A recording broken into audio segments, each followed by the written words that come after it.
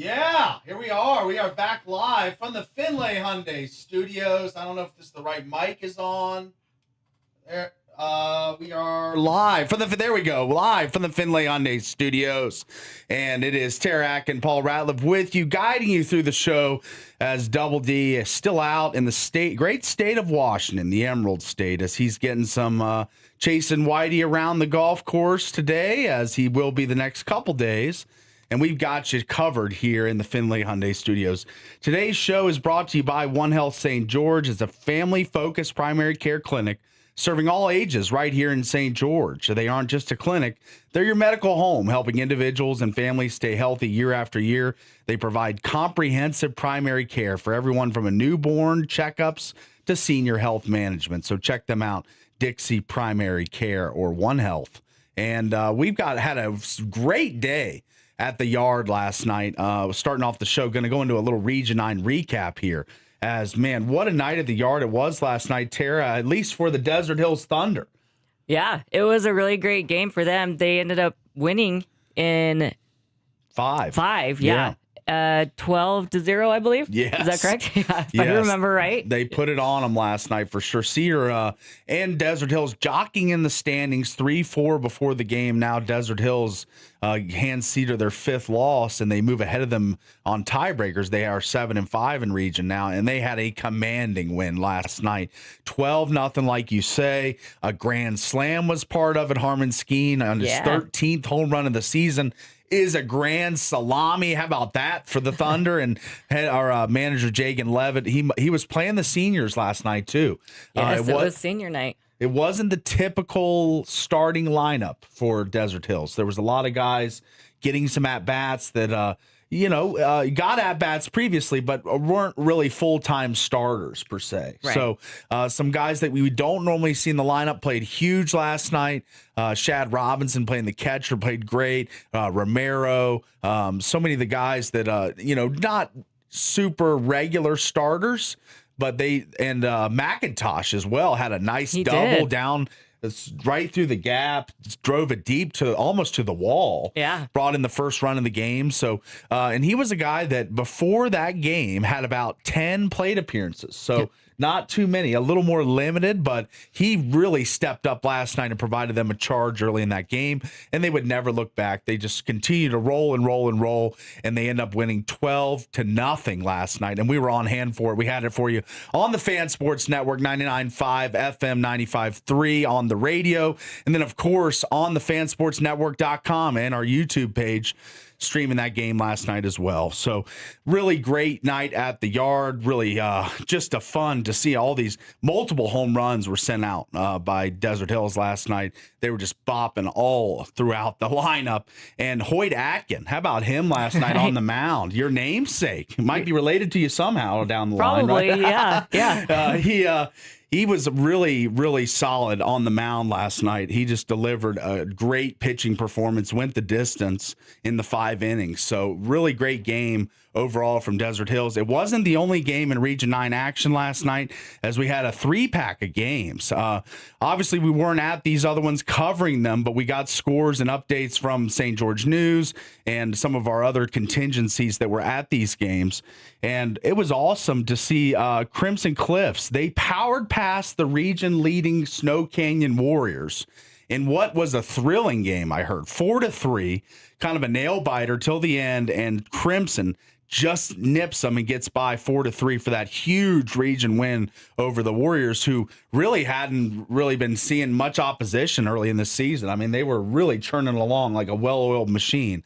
The lineup, the pitching staff, but Crimson Cliffs and Justin Abbott get the huge win for this team, and they're going to, continue to try and move up the standings to make this race towards the end of the season compelling. So I know we're down to a week left in the regular season. Just games Friday and Tuesday. Yeah.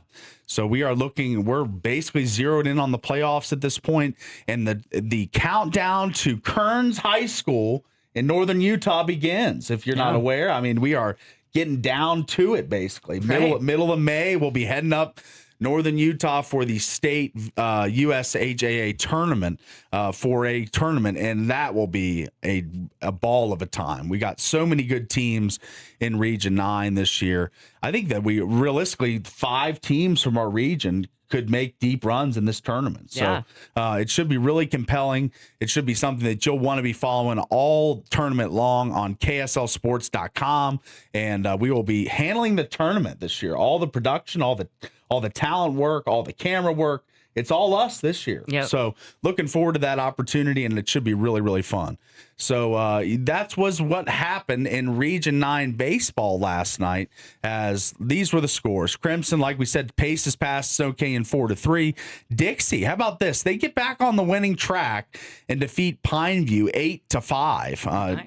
Chunner Nyberg trying to get the ship righted there. Kind of a tough start for the Flyers, but they are rebounding and get a big region win in the form of an 8-5 victory.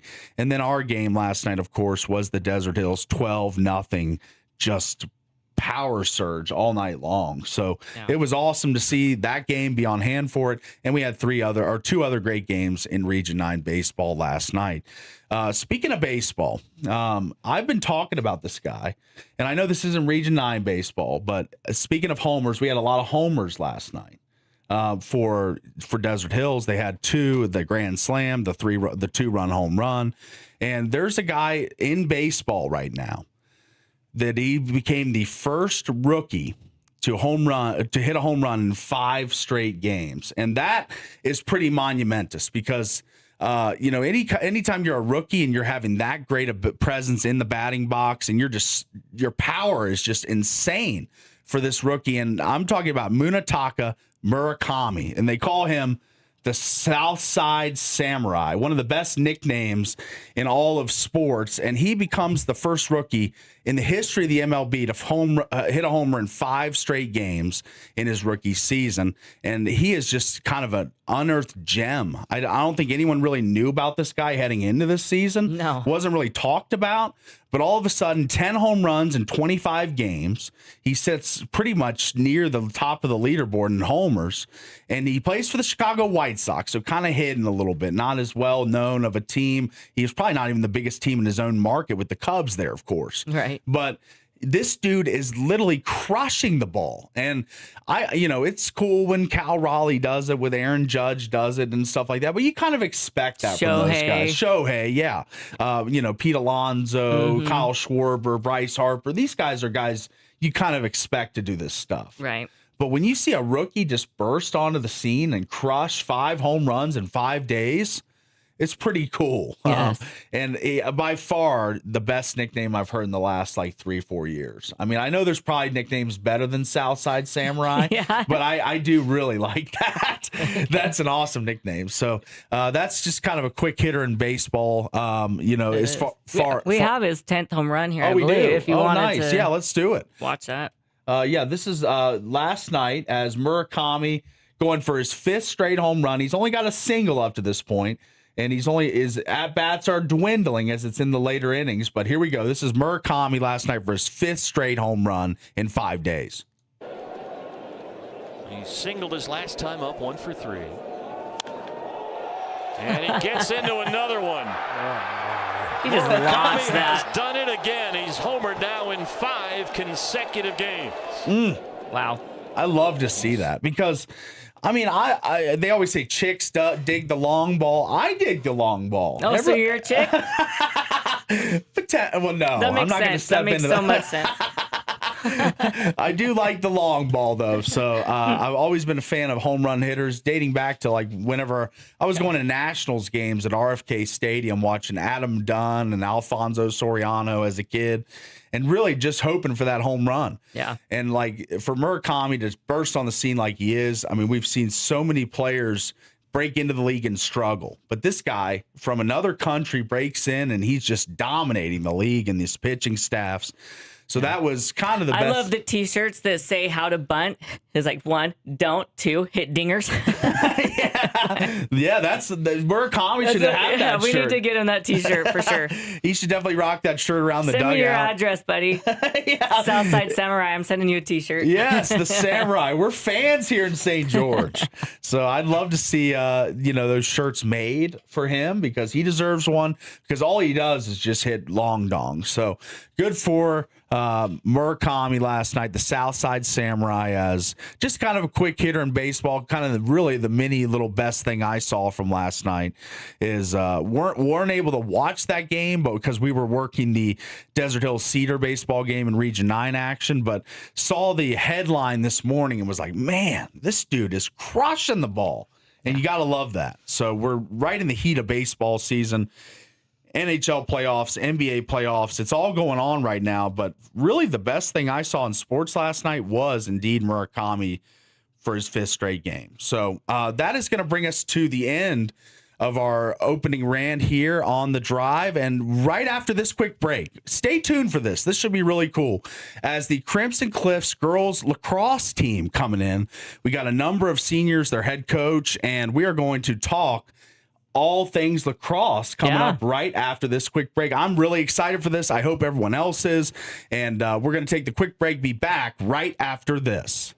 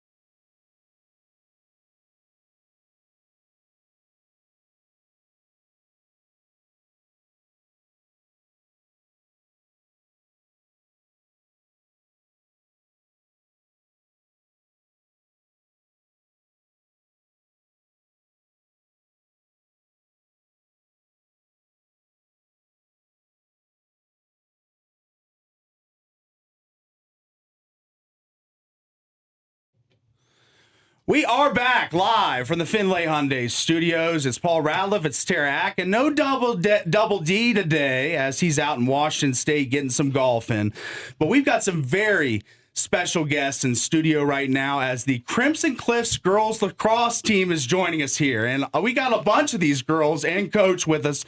We got Andy Atkin, Kyla Ramos, Addie Joe Brown, Big Dog Brenna Goodman, Coach Nick Bennett, Shelby C., and Grace Winkle. How are we doing, everybody? So good, so good. Nice. All right. We're shot out of a cannon here, but we're super glad to have you guys today. And Coach, just talk about how this is kind of a new sport in St. George in Region 9, and just talk about your season thus far and how things have been going. Yeah. Thanks for having us on. Super excited to be here. This is the second year of our program. We've been sanctioned down here in Region 9 for the last 2 years. We've got a great group of girls that have come out, a lot of first-year players. Some of our players here today have only been playing for a couple months, and they've just grown so much. It's been really fun to watch them learn the sport, learn the game. We've got a lot of competitors and are picking up lacrosse as we go, so it's been awesome. Now, picking it up as you go, I mean, that could be harder for some than others. How have you seen the girls grasp the game and just all the short practice time that you've had, not really much of a preseason? And a lot of these girls, like you say, just trying out for the first year. So how has the grasping of the game been among this team? Yeah, it's definitely a learning curve. We learn the rules sometimes in the games, but we've got some great athletes. Andy's a former softball player. Joe, Brenna, Kyla have all played soccer. Shelby, Grace are a lot of multi-sport athletes that come out and play for us. And so they move well on the field. They cut well. They've got the natural athletic movements. And then we pick up lacrosse. I'm not a lacrosse guy myself. I'm a former tennis, basketball, baseball player. Oh, nice. And so I've been learning the game these last 2 years as well, and it's been fun. Kind of fake it until you make it. Exactly. Yeah. don't tell my AD that. Oh no, absolutely not. This interview's not going anywhere, but just here. Perfect. It stays in the studio. So let's get into some of the girls here, as we've got a number of seniors on this team that contribute in big ways. And let's start with the goaltender. Let's start where it stops, as they say. As Andy Atkin, let's join us on the mic. And Andy, how you doing this morning? Good. Good to hear. And so you're the goalie for this team. So you've never played lacrosse before, No. and you get slotted as the goalie. What's that like as far as just taking on all these shots? And I did not know this about girls lacrosse, is you can't just shoot it from far out. You got to be in that circle. So most of these shots coming at you from less than 7 feet away, and you're one of the tops in the saves in the state. How can you tell me how your goalie experience has been in your first year? I can't really remember most of it because I get hit in the head a lot. Short-term memory loss. Yeah. So I might have forgot what I asked her, but no, We got crickets. We did, but it's okay. So as being the goalie, you're kind of the tone setter for the team. You know, if you make some big saves early in the game, kind of fires everybody up, I assume. So do you think your team feeds off you when you make big saves? A little bit, I would say. Like, it definitely adds to it. Kind of like feel the momentum change and see the stops being made and the team rallies. And I went to one game with Tara early on in the season where you guys had a tie late in the game, won in overtime, and you made some massive saves in that game. So, and being one of the state leaders, that's really impressive. So just wanted to shout you out. And what is your favorite thing about lacrosse in your first year? Probably just the team and the environment. Like, I've come to be friends with all of these girls, and they're really amazing. So nice. All right. Well, let's move to Kyla as next up on the mic. And Tara, you want to take one here? So Kyla, you're pretty new at this as well, right? This is your first year. this is my second year. Your actually. second year. Okay. Yeah. Oh, Nick said 3 months. Yeah, it shows. I know. I'm throwing Nick under the bus right now. Just kidding. There you go. Okay, so when did you start playing lacrosse, though? Did you just decide to try out once it was sanctioned, or? No, it's kind of a funny story. I was at soccer practice, and my friend who plays, she called me up, and she's like, "Hey, do you want to join lacrosse?" And I was like, "No, I've never touched a stick. That's not for me." And she was like, "Oh, okay, well, today's the last day for tryouts, so show up." And I was like, no thanks. And she's like, "If you don't show up, I won't talk to you again." So I I showed up. Peer pressure. Yeah, I showed up and I stick to it. So. There you go. Well, you would have lost a friend if you didn't, apparently. And I'm grateful she invited me. I've had so much fun with the team. Yeah. Well, that's awesome that you came from soccer too. I've noticed I'm pretty new to lacrosse as well, still learning all the rules. But if the ball is on the ground, I've noticed you can kind of use your feet to kick it out. So that's probably really helpful for you coming from like a soccer background, getting those ground balls and stuff. So you've noticed that's helped. Mm-hmm. Has it been hard transitioning though, like running with the stick, and you know how you have to kind of the first few months was so hard. I was like, I cannot play. Don't put me on the field. But then once it clicked how to cradle and catch, I was like, keep me on. I can do that. Don't get me off the field. Yeah. I can now walk and chew gum with the Exactly. All right, let's bring in Addie. Thank you, Kyla, for your tidbits there. And Addie, as your nickname is Joe, where does that come from? It's actually from my middle name. Your middle name's Josephine. Okay, and all right, that makes sense. 2 Addies on the team. 2 Addies on the team. Okay, so that makes it a little less confusion there going by Joe. I gotcha. And what position do you play? I play midi. Midi. Okay, so that's the most physical running position, right? You got to play offense and defense at the same time, basically, right? Yeah. And she is by far the fastest on the field. Wow. This girl, she gets that ball and she blows past everybody. Okay. Every time, I'm always having to make sure my speaker isn't on because I'm like, damn, she is so fast. Like, look at her go. I've lost my headphones. Yeah, Gabby might fire me if I accidentally left my microphone on. So Demon Speed, a big part of your game, I presume. And you come from a soccer background? Yes, sir. So what position did you play in soccer? Were you like a forward too? Yes. Okay, so you've always been fast. Yeah. So speed, a big part of your game. And how many goals do you have this year in assists, or what are your totals, or do you even know? That's probably a question I shouldn't lob at you, but I got one. She broke the school record for single season assists in like our 4th game. So wow. Okay, that's pretty cool. Yeah. Nice. That's a big achievement. And I think she is ranked in this state, if I remember, in assists and ground balls. Yeah. So she's got both of those. Wow. Yeah. Pretty impressive. So thank you, Addie. As you, I think that you're one of the fastest people probably in lacrosse in the state. So good for you. And speed kills, as I always say. All right, let's bring in Brenna Goodman, Big Dog. Yeah, Big Dog Brenna. So where does the big dog mantra come from? Because as you can tell, she is not a big dog. She's not a big dog. She's more like a chihuahua. For me, probably. My team actually came up with it. Okay, all right.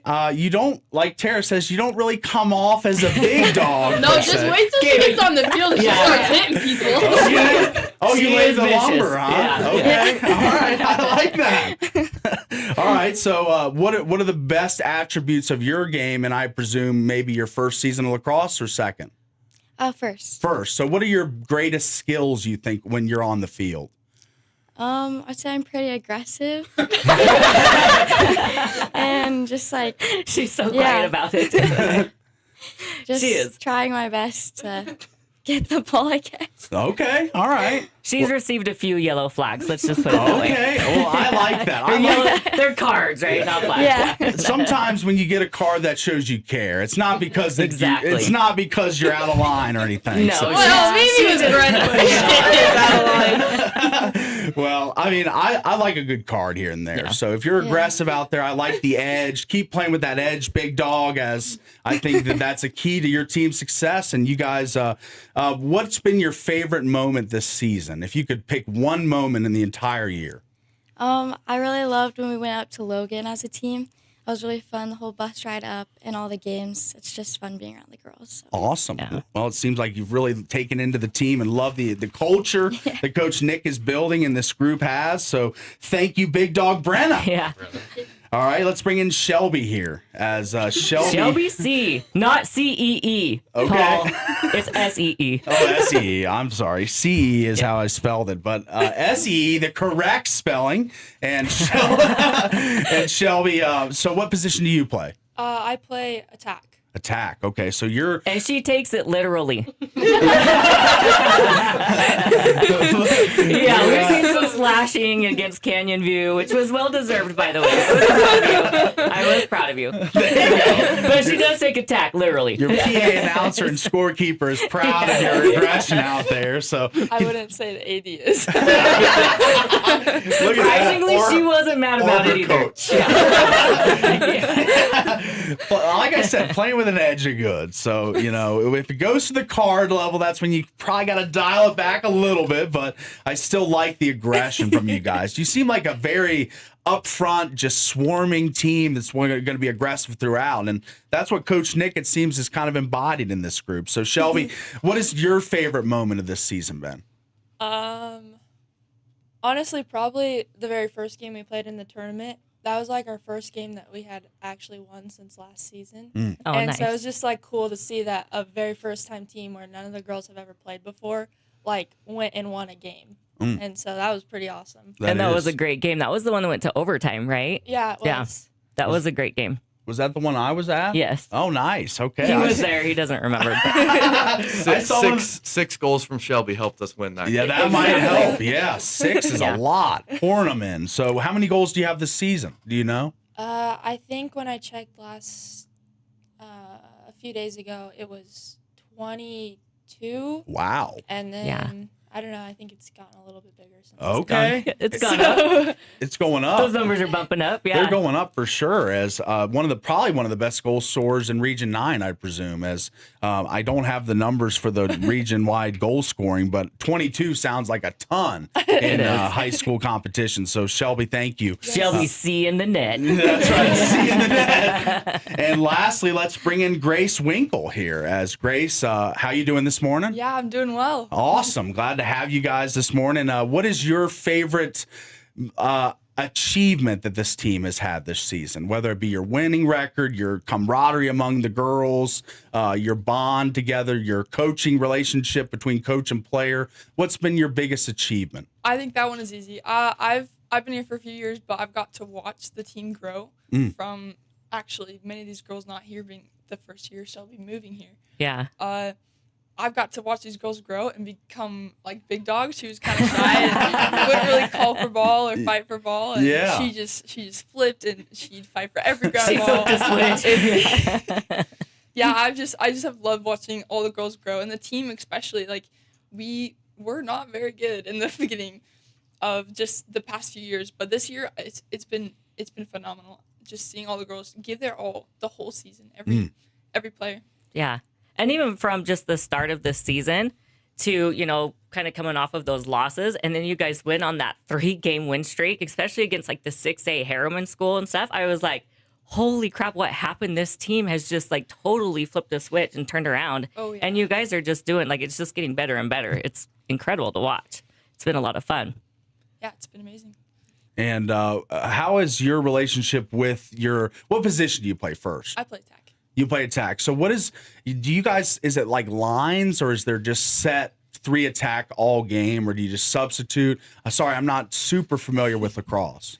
No, there's constant subbing and changing a position, especially with a team so small. You have Right. Can kind of play everywhere. We very rarely have any substitutes. Every other team, it seems like they can switch out lines, but not us, man. These girls are playing the entire field the whole time. Wow, Yeah. That's a lot of running. And as someone who's afraid of running, I gotta say, I never would have guessed that you're afraid of running, Paul. That's right. You're That's a right. specimen, man. I know. I'm an Adonis. I know. So anyway, so the lacrosse season. How many games left in the year? I guess I should bring in Coach. Thank you, Grace. Yeah. And Coach, how many games left in this season? I've got 3 more regular season games and then playoffs. Oh, that. nice. Okay, so playoff competition, it's just a seeding bracket system, I'd assume. So what is you guys' current record right now?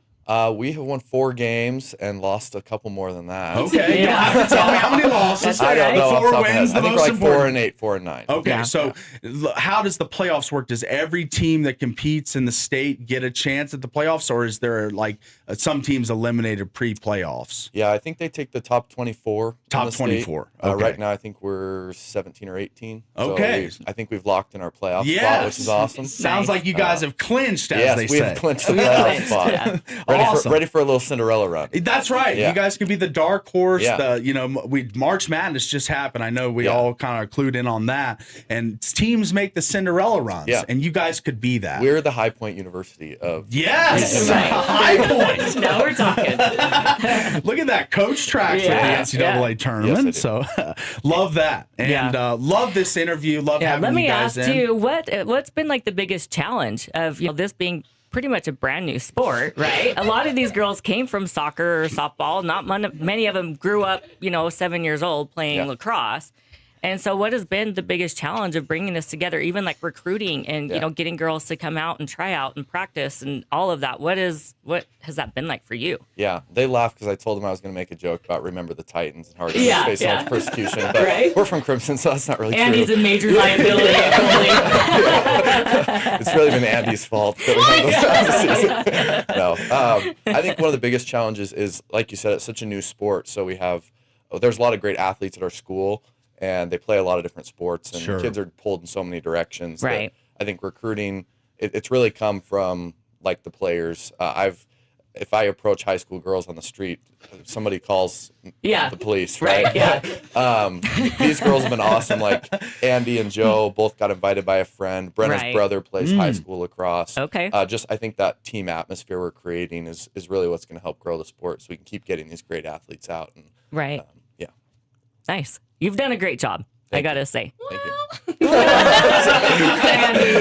that. Yeah, I know. Andy, your team jokes are Yes. I'd assume. Yeah. Yes. Always cracking Yeah. the jokes and always keeping it light, I'd Yes. assume. I Yes. get to warm Andy up before every game, so half of her concussions are my fault. Yeah. He gets to finally get some revenge. Yeah. ripping some shots Yeah. like super fast, rearing it back behind your head, right? But anyways, thanks so much for you guys coming in. Good luck the rest of the season. It's been great having you, and we look forward to following your success throughout the rest of the season. Awesome. Thanks so much for having us, guys. Yeah, Super of course. Fun. I'm glad you came in. Yeah, great having all of you. Thank you guys. So we're going to take the quick break, be back right after this with more hard-hitting sports takes on the drive coming up.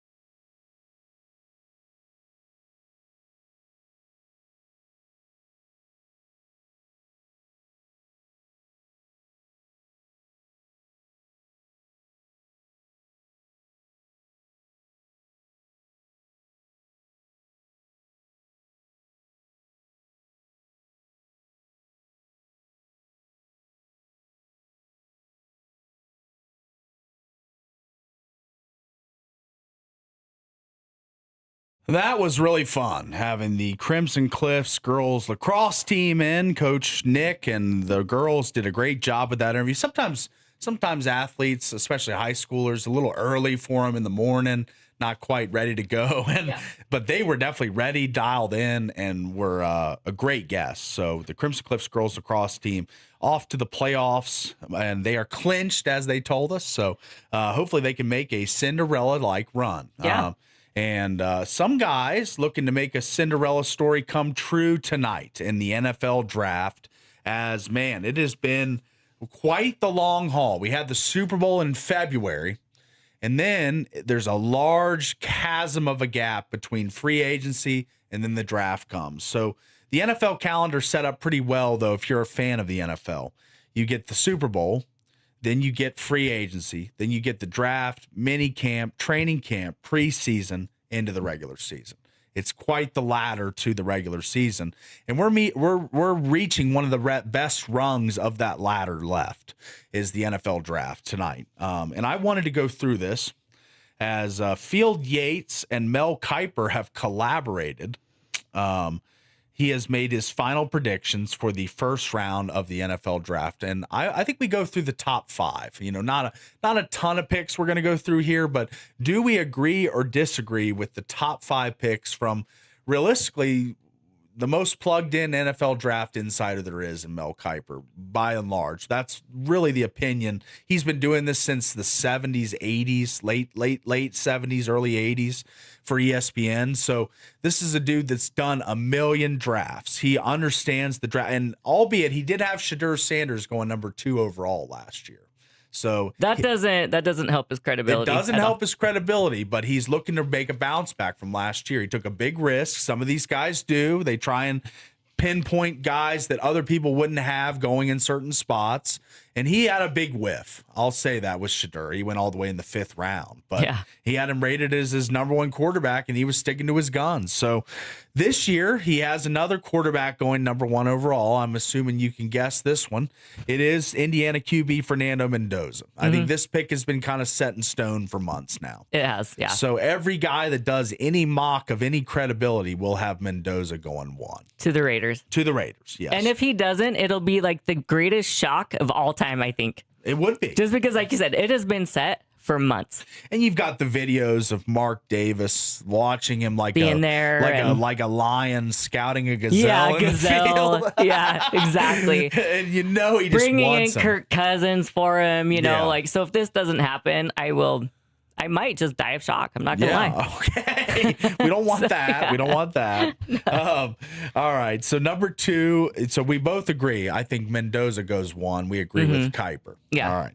So Kiper's number 2 pick, and this is where obviously it's not set in stone. As the number 2 pick, widely been talked about Arvell Reese, David Bailey, Jeremiah Love, a lot of names thrown around. But in the last mock, which this is the final mock, you can't do another one tomorrow. So David Bailey to the New York Jets at number 2.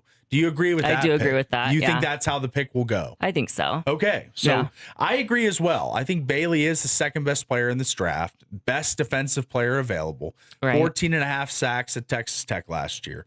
So let's go ahead and pencil him in.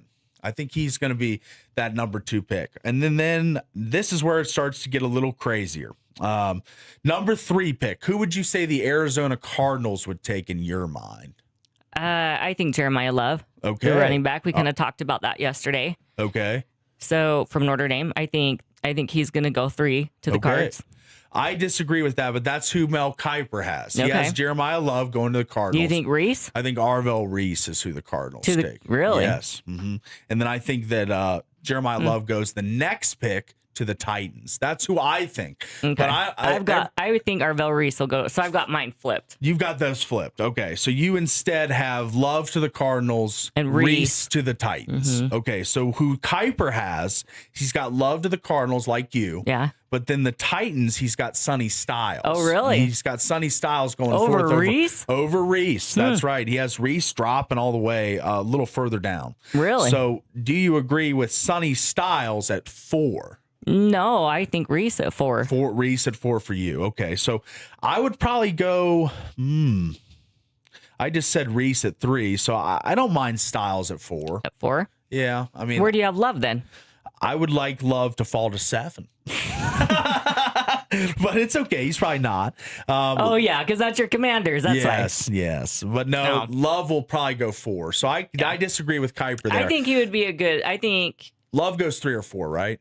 I think so. But I mean, Love would be a great fit for the Commanders. We talked about that yesterday, too, that Jaden Daniels needs some more, like, offensive pieces and stuff. Right. So, but I don't know that he's still going to be there. I'm sorry, buddy. Yeah, that's right. He's not going to fall past 4, and that's where I've got him going to the Tennessee Titans. Yeah. But Mel Kiper, like I said, has Sonny Styles, linebacker, Ohio State at the 4th selection. Let's go to the 5th selection here. This is where the fall of Arvell Reese ends, according to Mel Kiper. He's got the Giants taking Arvell Reese with the 5th overall pick. Reese, widely regarded as a top 3 prospect in the draft. So if the Giants get him at 5, that would be quite the boom for them. So I don't think he's going to be available I don't at think 5. so. Or 2. So I think Arvell will be drafted earlier than 5. I think so too. So this mock, to me, I already don't like it. You know, it's already kind of gone off the rails in how I think it's going to go. Yeah. But Mel Kiper knows more than me on the draft, and this is his big curveball. How many times have you heard this name? At number 6, I would love this as a Commanders fan. It keeps another premium player on the board. They go offensive tackle Monroe Freeling from Georgia. The first time I've heard that name in the top 10. Over Spencer Fano? Yes. Over Malgoa from Miami. Yeah. This Freeling, offensive tackle Georgia, the Browns. And this is kind of the summary that they have there for it. And it's a perplexing pick. Like, I don't understand this one. The Browns enter the draft with a desperate need both at offensive tackle and wide receiver. Wide receiver will be easier to fill at a later time as it's the deepest position in this draft. So the Browns go with Freeling, who is a personal favorite of mine. He checks all the boxes in terms of physical tools, 6'7", 315, and a 33 3/4 arms. I firmly believe he can develop into the best pass protector in this class. Okay. That's I can't poo-poo on that because I've never even heard of the guy. Yeah. I mean, he's an offensive tackle from Georgia. Yeah. So he's probably pretty solid, being that he played in the SEC, right? Played some tough competition. But I don't think you take him at 6. But still, for like an offensive tackle, I think there's, like I said, I don't know the guy. But Spencer Fano and, like you said, how do you say it? Francis Malgoa, from Miami. Yeah.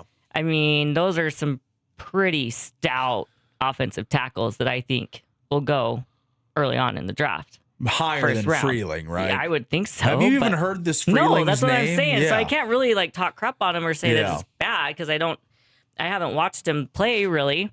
Okay, neither. But I haven't really seen just surprising to me because I would put Fano going to the Browns at 6.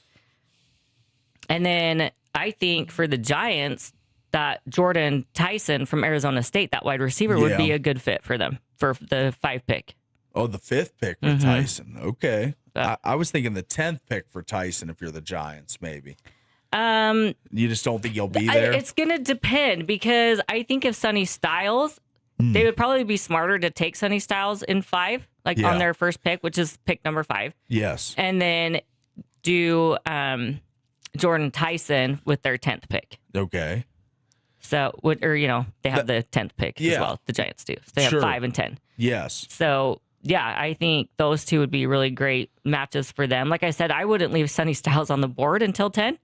I would probably take him. Yeah, I would take him at 5. And then, because I don't think Jordan Tyson, I think he'll still be on the board. Oh, you do? Okay. I do. I think Giants could risk that and take Tyson. So Kiper's top 5 later is Raiders Mendoza, take Mendoza, quarterback Indiana. Jets take David Bailey, edge from Texas Tech. The Cardinals take Jeremiah Love, running back Notre Dame. Yeah. Sonny Styles, the 4th pick to the Tennessee Titans, linebacker Ohio State. And Arvell Reese, edge Ohio State to the Giants at 5. So that is his top 5. And this is, I presume, the final mock, unless he does a quick edit and does it again before the draft. But I think this will be his last one. So this is the guys he's rolling with. Reese, Styles, Love, Bailey, and Mendoza. Those are his top 5 picks. I and gotta I would say, go Mendoza, Bailey, Love, Reese, and then Styles. okay. See, I don't feel Styles is a top 5 pick. I think he's a combine freak. I don't know if he's going to translate. I've been hearing a lot of stuff on him the last couple days. But I like Mendoza at 1. I like Bailey at 2. I like Reese at 3. I like Love at 4. And 5 is a wild card with the Giants because they got 2 picks in the top 10, of course. Let's write this down. I want to write this down because I think we're going to keep track of this. Let me write them down.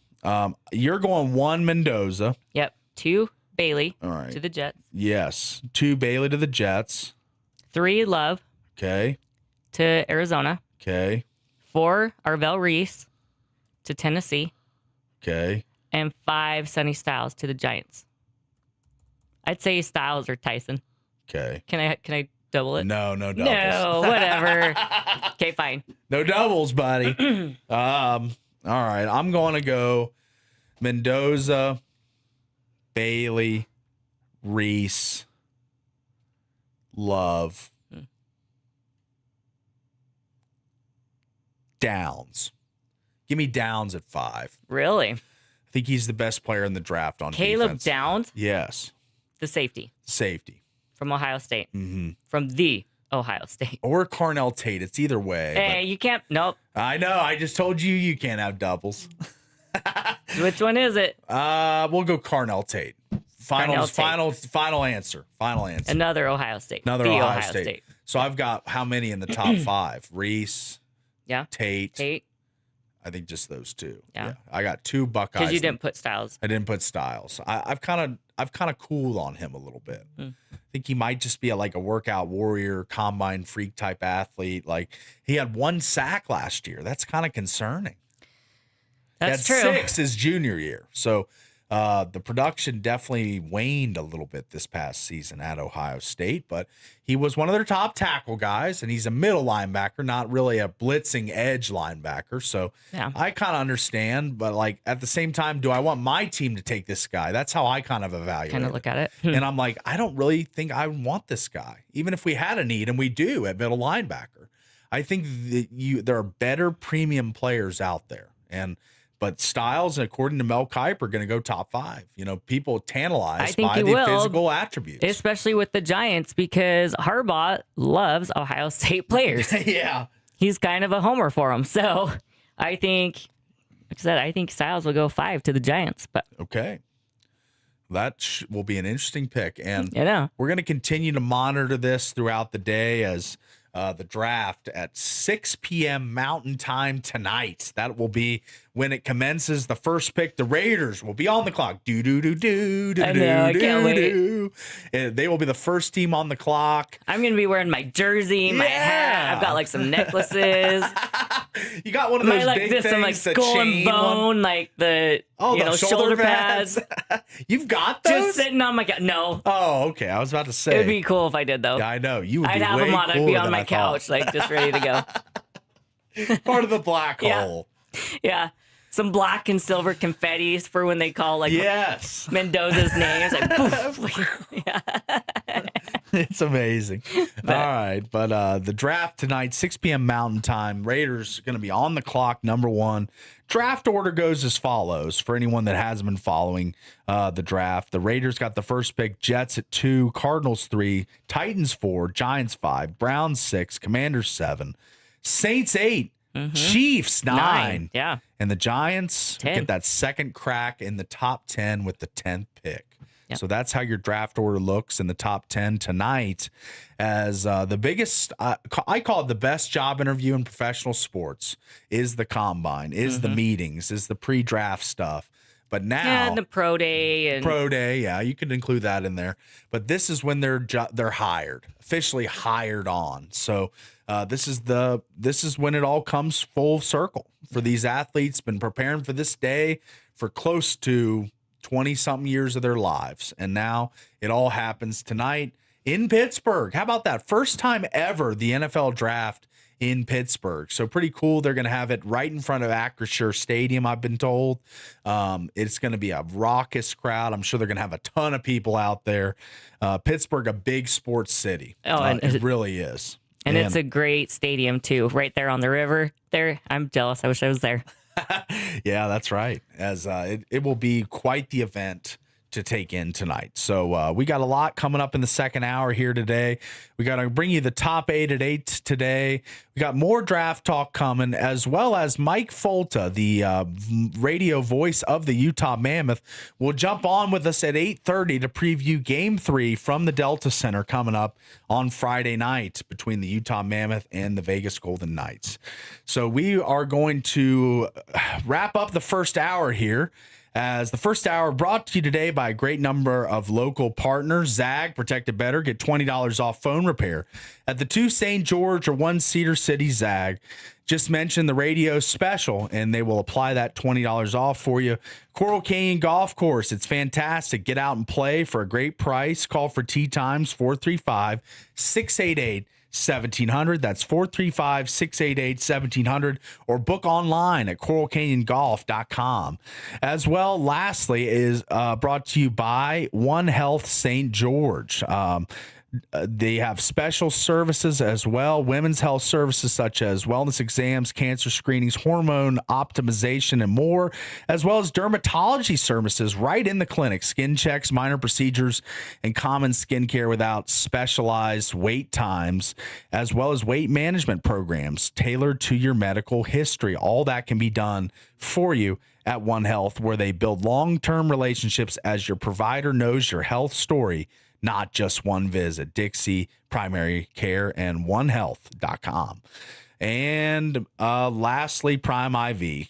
To schedule an appointment today, 435-522-5005 or primevstg.com. We're going to be back with the second hour right after this on The Drive.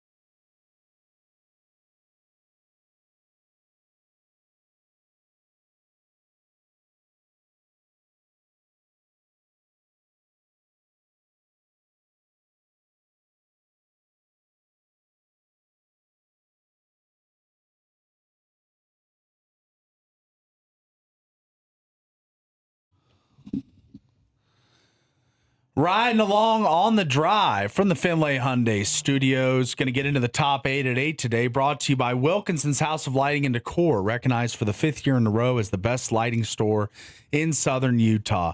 They've been serving the community since 1946. Stop in and check out their lamp room dedicated to lamps from simple to exquisite.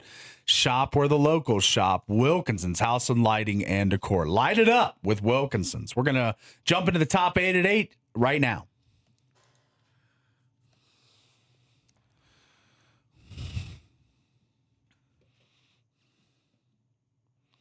Yes, as we had a lot of local and national storylines to get into.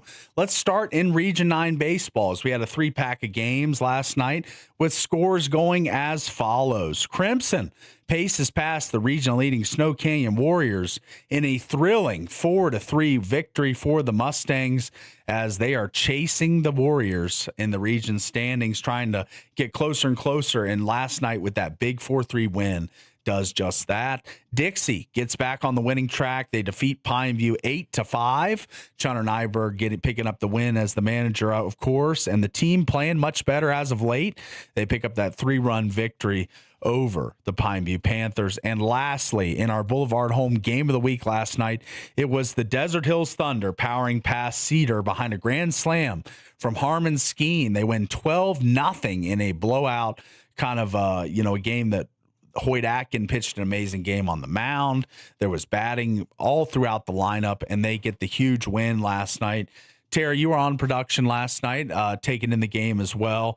What did you see from the Thunder as far as their offense and their output last night? It was really impressive watching that game. I was thoroughly impressed with just the entire team. Yeah, it was very good, especially the pitching from Hoyt Atkin. Yes. That was incredible. And then the grand slam, we had the double by in the McIntosh. Yes. And then didn't Mac have that incredible catch out in center? Yes, he did as well. So that was impressive. And then we also had the other home run as well. I think by Skeen was the grand slam. The other one was, oh man, that's going to kill me. I don't want to mess up who it was.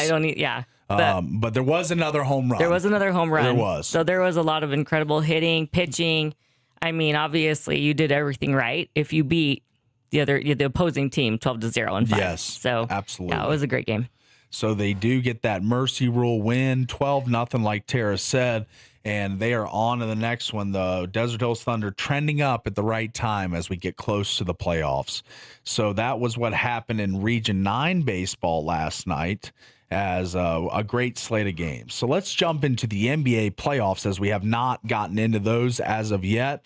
The Detroit Pistons bounce back to even the series. They defeat the Orlando Magic pretty big here, 98-83. Cade Cunningham paced the Pistons in a big win to even the series 1-1, and heading to Orlando for Game 3.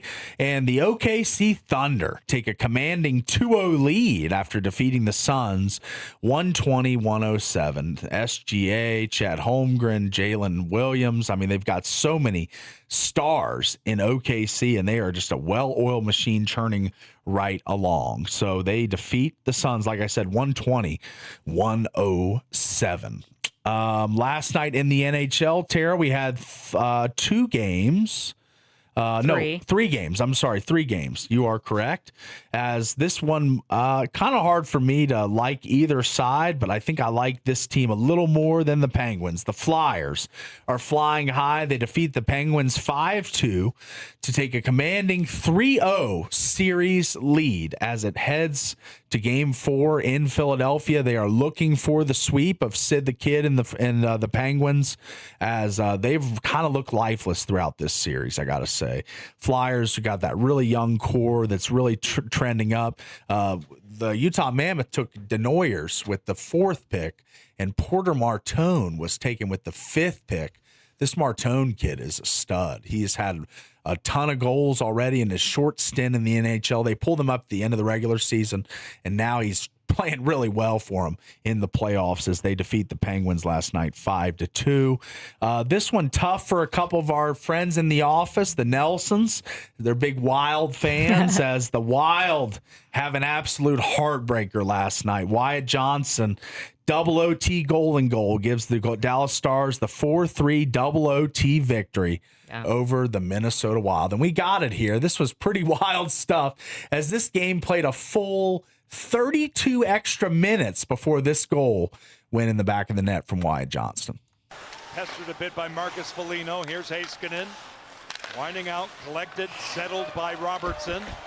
Back again for Heiskanen. Wrist shot taken, fended off, they score! Out in front, Wyatt Johnston in the right place at the right time. He does it again, and Dallas wins game 3 in double overtime. Great goal. That was crazy. Forsland is the play-by-play guy there. He is an excellent hockey play-by-play guy. That was a great call. It's really hard sometimes to call those overtime goals for the road team. Yeah. Because there's no crowd pop. It's a, Right. it's like a library in there after that goes in. And you're disappointed too. Yeah. Right? But you have to be fair to both sides. But That's you right. you really don't want to be happy for them. Yeah, So that's right. you're right. So that was the devastating one for the Minnesota Wild, who were at home last night. They lose 4-3 in double overtime to the Stars. And lastly, in the NHL, there was one more game. The Anaheim Ducks, in their return to the playoffs, get their first win in the playoff season, defeating the Oilers 6-4 in a high-scoring, fun game. Yeah, that was surprising, and I love that the Ducks won. They beat the Oilers.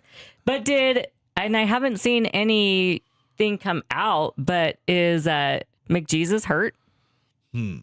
I had not heard that, but I did he miss some time last night? I think he was. I didn't watch the whole game because, as you said, we were at the baseball game. Sure. But McDavid looked like he kind of took some injury there, but he's probably fine. Yeah. I haven't heard anything. Okay, I'm just checking. He did. Sportsnet tweeted 10 hours ago, Connor McDavid left game 3 with an apparent injury following this play since he has returned. So I think he did return to the game. But you are right. He was injured during the game. So, but like any hockey player, they're going to tape it up, stitch it up, get back out there. Yeah. So broken tooth, bloody mouth, it doesn't matter. They're going to come out and play. I've got the play with McDavid getting hurt. It doesn't look too serious, to be honest with you. Did you just bookmark it? I did just bookmark it. From Sportsnet 10 hours ago, McDavid, it shows the full video of the play, and it's just like, I don't really see a ton there. I don't think that's the... Oh, there you go. Right here. Hang on. So this is the injury. This is the play it happens. And he kind of skates off gingerly. Well, let's take a look. There's no audio really, I don't think. So we can just kind of walk through the play here as there looks to be a loose puck. And fans holding their collective breath. Connor McDavid tangled up with Matthias Ekholm.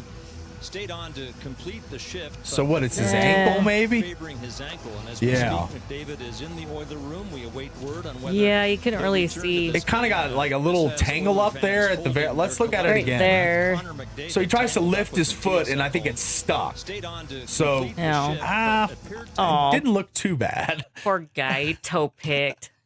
He's going to have to go out for a little bit. All right. Well, he's fine, though. He'll be back. He is fine. So McDavid and the Oilers fall to the Anaheim Ducks last night. So I mentioned this one earlier in the show in the top segment. It was kind of the best thing I saw. We didn't really do best thing, but I wanted to weave it in the top segment because Chicago White Sox slugger, this is story number 5, Munetaka Murakami tied a Major League rookie record by homering in his 5th straight game, crushing a 451-foot shot to right center field against the Arizona Diamondbacks for his 10th home run of the season. As, man, it was quite the shot for Murakami last night. And again, he just continues to pile and pile and pile home runs up. And do we have Murakami from last night or no? I'm trying to find it. Okay, and I might not have bookmarked it. So, well, I had it. Oh yeah, you did have it. First That's hour, right. but I lost it. Yes, it's all right. We could get it real quick. And Murakami, a guy that he is just, like these guys that come out of relative nowhere. I mean, we don't know much about him. He didn't play in the minors in the States, of course, so we don't really have a profile on this guy. And he just continues to just absolutely murder the ball. And I've just been intrigued. I'm not the hugest of baseball fans. I mean, when the Nats are struggling, I got a bookmark. When the Nats are struggling, I'm not really too clued into the MLB every game in, game out, 162. But right now, this is the most scintillating storyline for me in baseball, is a young rookie that just is locked in, dialed in, smashing the ball. And this was his 10th home run last night, how it sounded like on the call from the Chicago White Sox crew as he sends his 10th of the season over the wall. Trusting that those would come. Murakami deep to right center field. Show me the Mooney. 5 straight games with a home run. Learn this man's name, because he is something to watch. Oh, we know it, buddy. The Southside Samurai. I love that. Yeah. So good for Murakami as he just continues. Field. Show me the money. Yeah, he was awesome. Good. So Murakami, 451-foot shot for his 10th of the season, 5th straight game with the home run. All right, this was kind of a big storyline, story number 6 for soccer fans in the state of Utah. Inter Miami visited Real Salt Lake last night and came away with the 2-0 win. The major story was the crowd. Pretty full house last night, and the fervent soccer fans are to catch glimpses of the greatest player of this generation, Leo Messi, as they won 2-0 over Real Salt Lake. I don't believe Messi scored, but he was on the field last night and probably the biggest celebrity in Salt Lake. You know, it's pretty easy to ascend to the top when you don't live there. I'm just saying this. He's visiting, right? Okay. He instantly becomes Q rating number 1 in the city. Who's higher Q rating than Messi? It's not like we're big like soccer fans, I know, dude. But he's an international superstar. I don't know. I'm not impressed. I know. I'm not a big soccer guy either, but he is literally, like, as far as Forbes' most valuable people, I think he is, like, one of the top athletes as far as grossing salary. So obviously, in soccer being, we talked about this yesterday, the international game that people care about the most outside of the U.S. So Messi is a superstar internationally. So for anyone that was lucky enough to see him, good for them, I say, because I wasn't there. I probably would have been in there if I could have been. Really? Yeah. I mean, if I could have gotten free tickets or something, I probably would have shot up there and went to the game. I'd rather go see Cooley or like Ovechkin or Crosby or somebody. Sometimes that's not always an option, buddy. You got to take what you can get sometimes. And Messi coming to Salt Lake last night, pretty cool, but they do fall Real Salt Lake 2-0 to Inter Miami, as that is story number 6. And story number 7, Shohei Ohtani. He's doing historic things once again this season. 24 innings pitched, 26 Ks. He's got a .38 ERA, .76 WHIP, and a 141 batting average against. He's got a career high 23 pitches of 99 plus miles per hour on Wednesday night in his last pitching performance.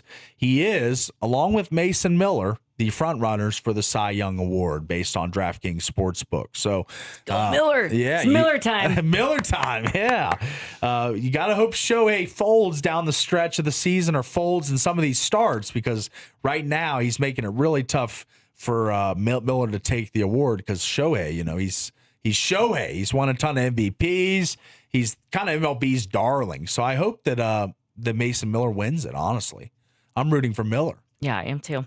All right, so let's go to story number 7. The NFL draft wait is over. It commences tonight at 8 p.m. Eastern Time, 6 p.m. Mountain Time from Pittsburgh, PA, as the top NFL draft prospects finally get to see their dream realized.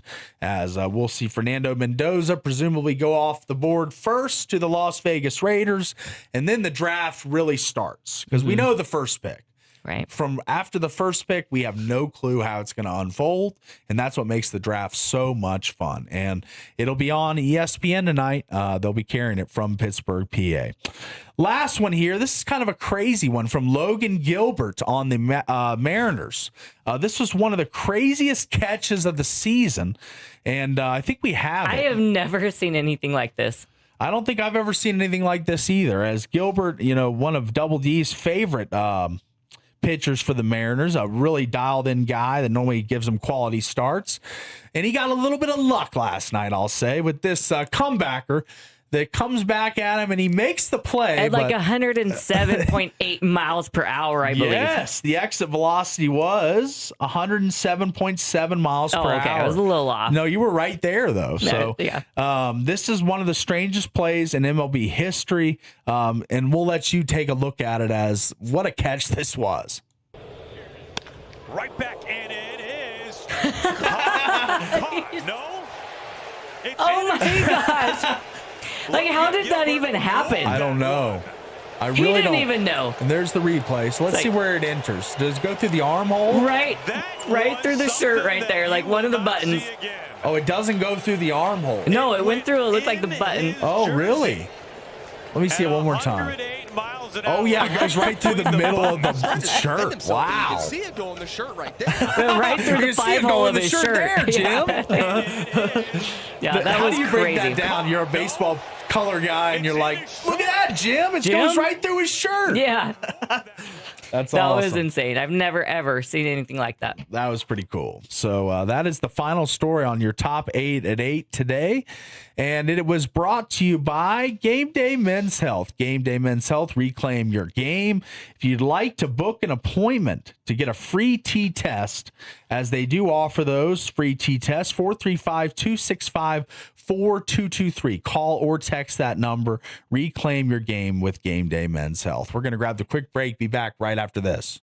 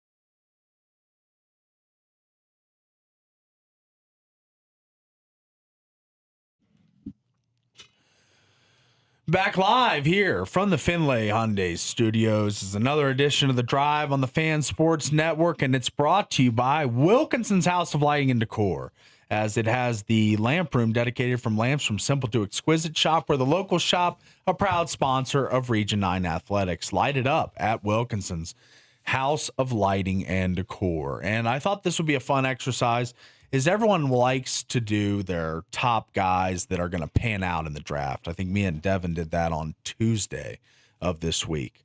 But no one likes to really call out people they think won't work out. Busts. There's been a ton of them over the years in the draft. Really, it's a 50-50 in the first round if you're going to get a player that's going to work out for you. So I thought it'd be a fun exercise to identify maybe the top bust potential guys to be drafted in the top 20 or so, as there's a lot of players that everyone is oogling and saying this prospect's a can't miss, and this prospect's going to be a Pro Bowler, All-Pro, Hall of Famer. And, you know, we get ahead of our skis a little bit sometimes with talking about guys before they even play an NFL down. So for me, I've got two guys that I've identified as potential bust candidates that are being drafted within the top 20. So for me, the number one guy, and I think this guy's being talked about as a top 5 pick, kind of referenced it a little earlier in our earlier segment with Mel Kiper's mock, but I think Sonny Styles has legitimate bust potential. I do. You know, we've seen the combine freaks of the past, the Kevin Whites, the Anthony Richardsons, the John Rosses, you know, these guys that do freakish things at the NFL combine and then never do anything in the league. So Sonny Styles, I don't know if he's going to be a stud. I think he is an athletic freak. He's a guy that can do a lot of things on the field. He's good at a lot, but what is he great at? He had 1 sack last year at Ohio State, had 6 in his junior year. Why was there such the decrease in the senior year? I don't understand. So for me, the production sometimes doesn't match up with the athletic traits. And I think the production here is not high enough to constitute a top 10 pick. So I think if you draft him top 5, you know, average career, he might sign a second contract with you, but I would lean, that's how I determine a bust, is if you don't sign your second contract with the team that drafted you. And I don't think that Sonny will sign that second deal with the team that picks him top 5, top 7, top 10 most likely. So for me, Sonny Styles, a potential bust candidate, just because there's been so many freaks of the combine in the past. There's been guys that have lit it up, that have had these amazing relative athletic scores, that have just absolutely astounded the scouts. But when it comes to the tape and the on-field play, is he worthy of that pick? I'm not sure. So for me, I'm going to go out on a limb and say Sonny Styles could be a bust. I think he will be by the way I quantify it, by getting a second contract with the team that drafts him, whether it be the Titans, the Giants, the Cardinals, all the way down in the top 10. So it should be interesting to see where Sonny Styles lands, one, and I'll be keeping track as far as how he does this season. So yeah, he's one of my guys. And then the other one on offense, another Buckeye. I got to do it. Carnell Tate. I feel like in other drafts, when Jameson Williams and Chris Olave and Garrett Wilson, just the draft I went to in Vegas, he'd be the 4th receiver taken in that draft if he was in that draft. So he's the number 1 receiver being taken in this draft, I think largely in part because there's just not a lot of receivers to draft. There's not a lot of top guys that are worthy of a first-round pick.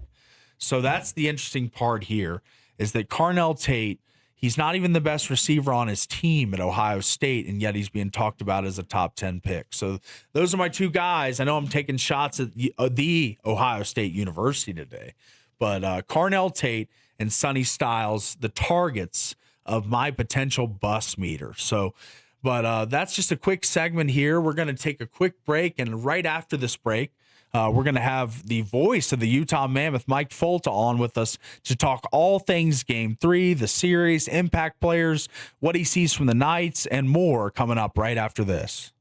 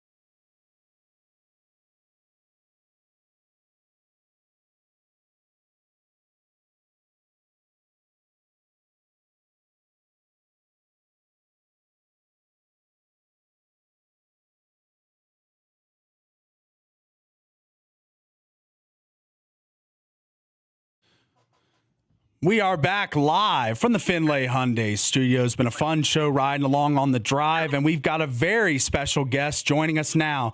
The voice of the Utah Mammoth on the radio side, it's Mike Folta. Mike, how you doing this morning, my friend? Guys, I'm great. I'm fantastic. We got Game 3 of the series, the Mammoth and the Golden Knights coming up here tomorrow at the Delta Center. We're all getting ready for it here in Salt Lake, and we had an extra day in between games, so I actually got to watch some hockey last night and not have to talk about it. It was great. Sounds pretty good. That's a good deal. Get to watch some puck and not have to commentate as you do for every Mammoth game, home and away. The voice of the Mammoth, Mike Folta, joining us. And Mike, wanted to ask you, go back to the first two games first real quickly here. As a lot of fans, Knights, Mammoth alike, I've been seeing the Twitter interactions. The Knights fans kind of defensive of their team here, saying the Mammoth are really only getting goals from two guys. Dylan Guenther, Logan Cooley, some fluke goals. That's kind of their defense in the first couple games for their team. What would you respond to that with? I would say, do we care who they come from as long as you have more than the other team? I mean, it is interesting because that was one of the big questions coming into the series, I think, guys, was how well do Utah's young players stand up to the increase of intensity that we see in the playoffs, namely Dylan Guenther and Logan Cooley, guys who were playing in their first ever Stanley Cup playoff games. And, well, what do you know? They've been Utah's two best players. They have not just responded to the increase in intensity, they've embraced it, and it's made all the difference for the Mammoths. I mean, those are two of the faces of the franchise right there. And I think that's an encouraging thing for the Mammoths because you've got two young guys that are carrying you right now, and you have a 1-1 series split, and you really haven't gotten any production yet from your two leading scorers, Clayton Keller and Nick Schmaltz. Those guys are going to get going, and when they do, if you can combine that with the production of Cooley and Guenther, then this Mammoth team is going to be in an even better spot. So Vegas is a really good team, and as their fans will tell you, they've got maybe more contributors than the Mammoth so far, but you got to also think, like, Utah's kept Vegas' leading scorer in check. Yeah. Jack Eichel doesn't have any points in this series. Mitch Marner doesn't have any points, maybe one assist in this series so far. So the two kind of top guys for each side have canceled each other out, and it's been kind of that second crust of scoring that's been the difference for each team. Yeah, and talking about that intensity, and especially with our young guns and how they're going to respond to that, what has been the biggest difference that you've noticed, like between regular season hockey and the intensity of playoff hockey? Well, it's more physical. That's first and foremost. And it's not just your fourth line guys; it's everybody who has to be more physical. And on average, there's 20 more hits in a playoff game than in the regular season. And I think in that first game, Vegas dealt out 51 hits, I believe it was. That was the most that Utah had ever been hit in a game, going back through the last 2 years. So that's definitely something. And guys, it's not always that the hitting takes its toll in game one or game two. That hitting, if it can last throughout a series, it really starts to wear teams down in the later games of a series. It's interesting, though, one thing that we saw in Game 2 is that the Golden Knights weren't able to maintain that physicality throughout the second and third periods, and that's when Utah kind of turned the tables. And if you're spending your energy on hitting somebody, then you're not spending your energy with the puck, typically. And so the Mammoth were using Vegas' aggression against them in the second half of period 2, and it helped get them a 1-1 series split. Mike, grade the goaltenders in this series thus far, as Carter Hart and Tortorella have a relationship dating back to Philly. They roll with him instead of Aiden Hill, and it's been a good move for the Knights. I feel as if he's played really solid in net. And then the backstop for the Mammoth, of course, Karel Vejmelka, been solid as well. What would your letter grades be for these two guys 2 games into the series? Well, I think you'd have to give them both passing grades so far, right? I think maybe the biggest knock that you could give either one of the goaltenders is Carter Hart's rebound control. Yes. He's given up some juicy rebounds. Now, the Golden Knights have had a couple wildly unfortunate bounces. One goal in game one literally bounced off Caden Korzak's face and into the net. Yeah. But like to say that, I mean, you have to also include that it was a harmless shot that Kevin Stenlund sent towards Carter Hart, and Hart didn't handle it very well. Now, you never expect that to go in the net off of your defenseman's face, but he probably should have controlled the rebound a little bit better than he did, and there's a couple times now where he's given up bad rebounds. So I think he's stopping almost everything that he is seeing, Carter Hart. The question is, can he put himself in a good position to make that next save? Even on the game-winning goal in Game 2, Dylan Gunther drove the net, and he had a couple shots on Carter Hart using his speed to get past everybody. And Hart made a couple of great saves, and it wasn't until Logan Cooley kind of cleaned up the mess on the doorstep that the puck went across the goal line. So I think Carter Hart's been really, really good making that first save. It's just a question of can he, put himself in that position to make the next save. And for Karel Vejmelka, it's been the same thing. I think he's stopping pretty much everything he's seeing. The game-winning goal in Game 1 was tipped by him. You can't expect the goaltender to stop that. A couple goals on the power play now for Vegas have been scored on rebounds where, Vejmelka makes one save, Mammoth can't clear the puck, and then it's Mark Stone who's able to knock it in. So I give both guys passing grades. I think it's a pretty even goaltending battle right now, but I got to imagine that Utah is thinking about getting to the net with urgency because they know Carter Hart's given up these rebound opportunities. And Mike, wanted to ask what you think the scene will be like for Game 3 at the Delta Center, as obviously the fans been waiting all year for this. And how about this from Ryan Smith at Ryan Qualtrics, the owner of the Utah Mammoth? For any Golden Knights fans still left in Utah, come swap your VGK jersey for a new Mammoth jersey on Friday at noon at the Delta Center. Utah shows up. Hashtag Tusks up. You gotta give Smith some credit. You can just trade it straight across. You can trade it straight up. That is a tweet from Ryan Smith. And so tell us what you think the environment will be like. And how about this jersey swap idea from the owner? I love it. Well, how do you think the team store people felt when they saw that? Right? Yeah. It's like, what are we going to do with all those Knights jerseys? You better get ready.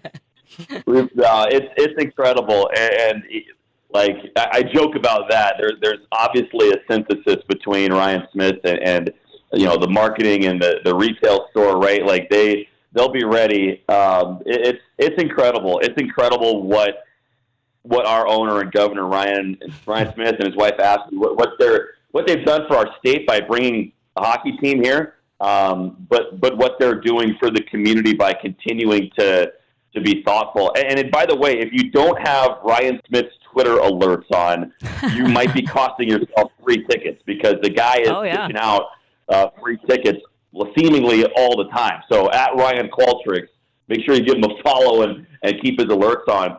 Guys, it's going to be bedlam at the Delta Center tomorrow night. We're going to have a drum line, dancers. There's like a beer garden and a party on the plaza right outside the arena. It is going to be electric. And Vegas has a true home advantage. Like, it is an outstanding home environment there. I'm not just saying that. You can go back and look over the years. They have the most home playoff wins of anybody ever since they entered the league in Vegas. But I think it's going to be a totally different level in Salt Lake on Friday night when we drop the puck for Game 3, especially considering there's not just a happy to be here feeling amongst the fans following the Game 2 win.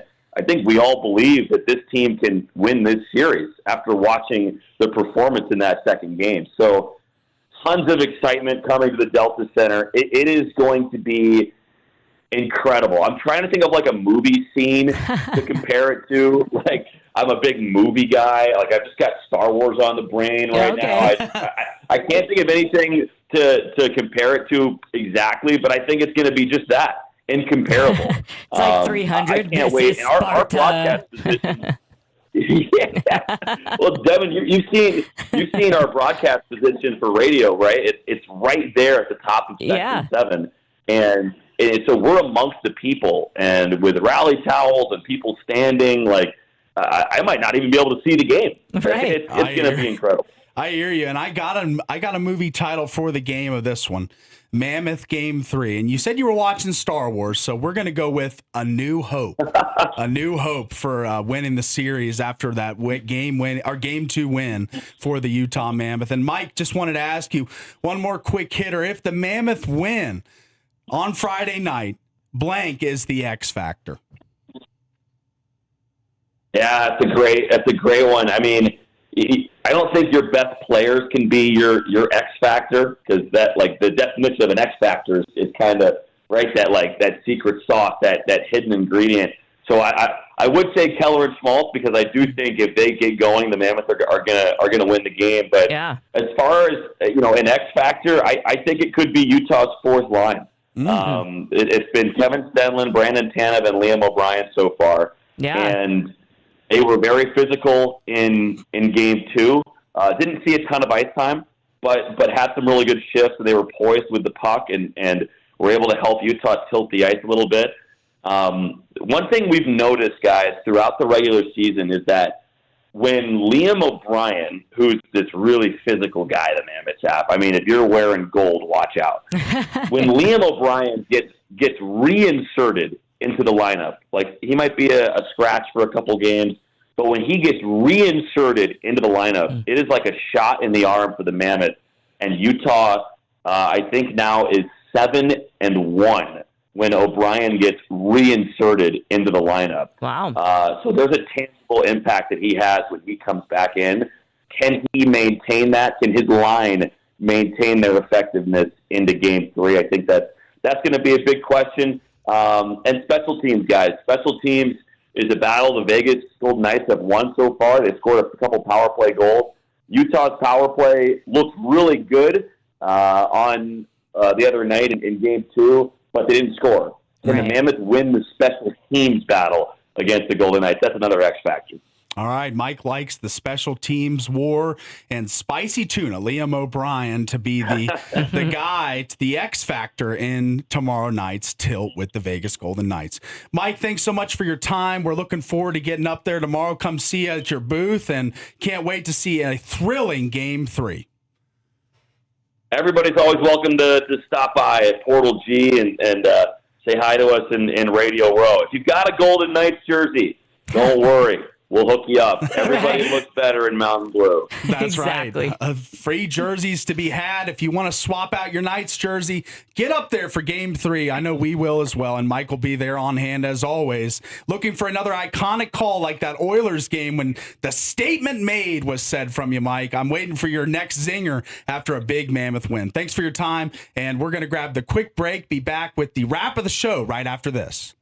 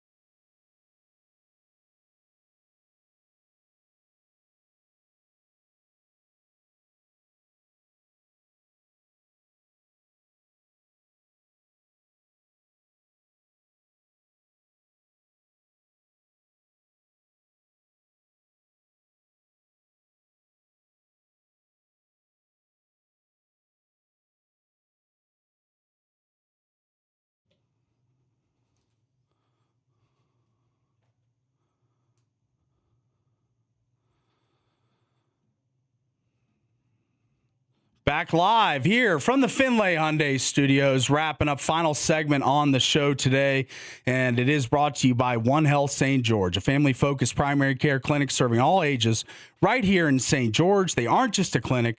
They're your medical home, helping individuals and families stay healthy year after year. Dixie Health, Dixie Primary Care, or One Health, Dixie Primary Care. And it has been quite the show today, and we've got quite a lot going on in the world of sports tonight, as we've got NHL hockey, NBA playoffs. It's going to be quite the slate of games, as the Sabres-Bruins is the first game, 5 p.m. tonight, then 5:30 Hurricanes-Senators, and then finally Avalanche and the Kings wrap up the slate of games in the NHL. In the NBA, there are going to be a number of games as well tonight for your viewing pleasure, as, man, it is quite the slate going on both sides of the court in the NHL, the NBA. This is the hot season, and it has been really fun to watch throughout the year. And I'm really excited for the draft lottery, for, you know, the Jazz's opportunities, but right now we're in the thick of the playoff season, and it's really been something to watch here. As last night the Magic fell to the Pistons, the Thunder fell to the Suns. But in tonight's games, you got the Knicks, Hawks, you got the Cavaliers, Raptors, you got the Nuggets, Timberwolves. You got 3 games going tonight.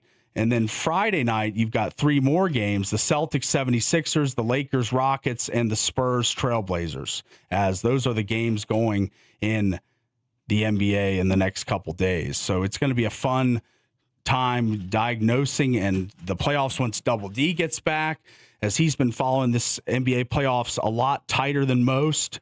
So he'll have his full breakdown come Monday, as he is in Washington State enjoying some golf and enjoying some time with some friends and holding down the fort in his absence. We are. So tonight's games, make some couple picks here, as the NHL games are going to be fervent, the action flying. I'm going to be watching the Bruins Sabres, going to be the one I'm clued into the most, as the Sabres return to Boston to take on the Bruins after falling 4-2 in Game 2. Right now on the money line, both ways, -110 either way. It's an even play. You can pick whichever side, and it's I don't know. I would lean Sabres in this one, because this is incredible the way they've been playing this 15-year wait for the playoffs. It's taken so much time for them to get back in the mix, and they're finally there. They're finally back. They're finally a part of the playoffs once again, and I couldn't feel better for their fans. And KeyBank Arena was on fire the other night. It shifts to TD Garden in Boston, Massachusetts for Game 3, series tied 1-1. Then the Hurricanes Senators, that'll be a fun one from Ottawa, as the Hurricanes, a slight dog to the Senators. They lead the series 2-0. They've been playing much better than the Senators early in the series, but it has been fun. It has been fun to watch, and I think that the Hurricanes take a 3-0 lead. So the first 2 picks in the NHL, the Sabres, the Hurricanes, and then the Avalanche Kings is the last game, the nightcap. That'll be 8 p.m. on TNT, True TV, and HBO Max. This is hard to call. The Avalanche, the President's Trophy winners, they've been a team that it continues to impress, and they've been the best team all season long. So they are -166 on the money line. I expect them to take the 3-0 lead, even though both games have been tight, both games have been close. It hasn't been the season for the Kings to be able to defeat this Avalanche team that looks like a juggernaut all season long. 28-7-5 at home, or 28-7-5 away from home, as they travel to Crypto.com Arena tonight. And that is your slate of games in the NHL and the picks. We're going Sabres, Hurricanes, Avalanche as the 3. So those are their games that will be going, and I hope you enjoy those, as should be fun. No more Region 9 baseball coverage this week. We had our Boulevard home game of the week on Wednesday night between Desert Hills and the Cedar Reds. But instead, we were thinking about covering another game this week, but I don't know if it's going to make it on the schedule. We'll keep you updated on the latest with the schedule as far as the Region 9 baseball goes, as we near the playoffs. Last night in Region 9 baseball, 3 games. We talked about it in the top 8 at 8 in the top segment today. But as we round out the season, this is the most important time of the year. And Crimson paces past the region-leading Snow Canyon Warriors 4-3. Dixie gets back on the winning track. They defeat Pineview 8-5. And in our Boulevard home game of the week last night, it was the Desert Hills Thunder powering past the Cedar Reds behind a grand slam from Harmon Skeen. They win 12-0 going away over the Reds. So it has been quite the season it's been, and a lot of teams jockeying for positioning, a lot of teams working to try and make it a run towards the end of the year and into the playoffs. And the state championship this year, Kearns High School, Northern Utah. So it should be fun to get up there, cover every single game of the entire 4A state tournament. So it's been, man, what a season it's been in Region 9 baseball, soccer, lacrosse, softball. We had a softball game on the network just last week. And we've really been covering a lot of local sports throughout the season. If you are at a game and you have a highlight that you've seen, whether it be a high school game, a little league game, whatever it may be, submit it to us at thefansportsnetwork.com. Our Jimmy John's highlight of the week. If your highlight wins, you can win $100 just for supporting local sports in the St. George, Cedar, Hurricane area, as we look for submissions from everywhere and anyone. So make sure you get your submissions in as far as the Jimmy John's highlight of the week and be rewarded for it with a $100 gift card from Jimmy John's. All right. Well, that's going to wrap us on the show today. It's been really fun. Really appreciate Mike Folta and the Crimson Cliffs girls lacrosse team for making their way in. Today's show brought to you by Prime IV STG. Are your allergies already hitting hard this season? You know, the constant sneezing, itchy eyes, congestion, and just feeling completely drained. It's not just annoying. It can really throw off your energy, your focus, really your whole day. What if instead of just masking the symptoms, you actually support your body from the inside out? That's why I want to tell you about the Prime IV Hydration and Wellness Spring Special right now with their Allergy Buster. You can add it to any IV for just $69. It includes a triple dose of vitamin C plus a vitamin D injection to help support your immune system during the allergy season. And it's more than just allergies. It's your energy taking a hit. Try a B12 injection for the Energizer Bunny add-on as well. That is all brought to you by Prime IV, and they are a great sponsor of local sports, as well as Wilkinson's House of Lighting and Decor. They are recognized for the 5th year in a row as the best lighting store in Southern Utah. They're a proud supporter of Region 9 athletics, and light it up with Wilkinson's House of Lighting and Decor. It's really, they've been a long time partner of Region 9 Athletics, the show. I want to shout out Wilkinson's. And lastly, Coral Canyon Golf Course. Want to get out to Coral Canyon? It's fantastic. Get out and play great golf for a great price. Call for tee times. 435-688-1700. That's 435-688-1700 or at coralcanyongolf.com. And go out and see Marco Leone, the club pro out there, a great friend of the show. And he's a Knights fan. He's probably clued into Game 3. He was at Game 1, I believe Devin told me. So, Marco, if you're listening, I hope your boys get it going for you. That's really going to bring us to the end of the show. Thanks so much for being with us. It's been a fun show. Thanks so much to all the listeners. I don't think enough in this industry are listeners thanked by the hosts enough. And you're the reason that we make this show happen. And thanks so much for always being dialed into 99.5, 95.3 FM, 7 to 9 a.m. with your favorite morning show crew. Can't wait for the Mammoth Game 3. Gotta be honest. Looking forward to that. That'll be the biggest story of tomorrow's show as we preview the Mammoth Knights Game 3 from the Delta Center in Salt Lake. So that'll be fun. And Double D back Monday. We'll have a full slate of stuff to talk with him about. We might even call him tomorrow, get him on the line to get a review of what he thinks is going to happen in Game 3. Obviously going to come from the Knights angle, but we need a little of that as we had the Mammoth angle covered today pretty thoroughly. But that'll do it for us today on the show. For the Crimson Cliffs lacrosse team, for Mike Folta, for Tara Atkin, I'm Paul Ratliff. We'll be with you tomorrow from 7 to 9 on The Drive. Thanks for being with us. We'll see you tomorrow.